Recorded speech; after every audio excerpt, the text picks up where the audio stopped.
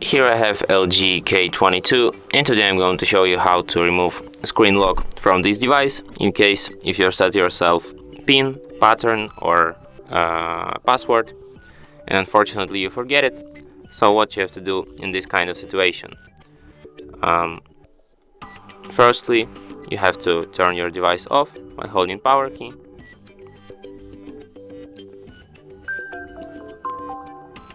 And after it turns off completely, hold down combination power key and volume down at the same time for a few seconds. And after the screen turns on and you can see LG K22 logo appeared, you can release both keys. That's how you enter this kind of menu. Here in this menu you have to use volume keys to navigate to option recovery mode and then select it with power key. After you see this kind of Android robot appeared on screen with no command message under it, hold down power key and press volume up once to enter recovery mode menu.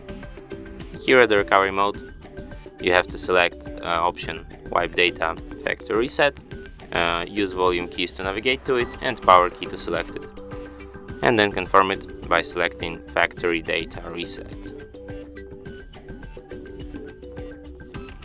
After you see the message data wipe complete, select the first option Reboot System Now and your device will be restarted in about a minute or so.